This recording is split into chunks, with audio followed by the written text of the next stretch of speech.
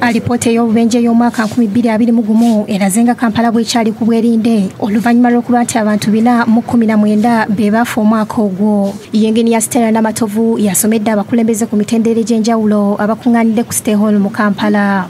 Looking at the deaths and serious injuries by age group, it's clear that the highest number of deaths and serious injuries in 2021 occurred among those aged 20 to 29 years. Alipoota erambise nga abavubuka be basinga okufiira mu bubenje buno ng'obubenje businga kubeerawo ku wiikendi n'ebbalaza ku makya ng'abantu beeyina ekibuga okugenda okukola emirimu. Obubenje okusinziira ku alipoota businga kubeera mu bifo okuli enkulungo y'Okarere, Kisaasi Kyanja, Ntebe Road, Gayaza Roundabout n'endala nnyingi omuli n'enguudo zimu asanjala. There's Kalere Roundabout, still on the northern bypass. There's Nankulabi intersection, that's the Balintuma and Hoima Road intersection.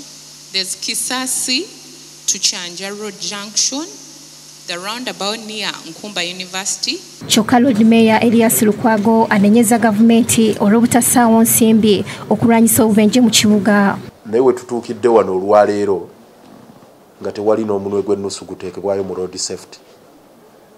Era sente zetuliko akaseera kano si za gavumenti ya Uganda, si za KCCA, sente za mugagga gwe bayita Michael Bloomberg. Ayagala bakyuse ne mu mateeka agavunaana ddereeva abeera atomedde omuntu n'amutta. Lipooti eraze nti abasinga okutomera be ba mmotoka ez'ennene. Lipooti ekiraze wano naye batono abakwatibwa. So twagala ekyo nakyo kikyusibwemu. Round of applause as the Loodi Mmeeya launches the Kampala Road Safety Annual Report 2021.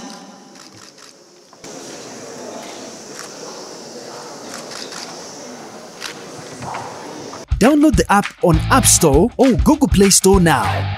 Vision Digital Experience, the future of media.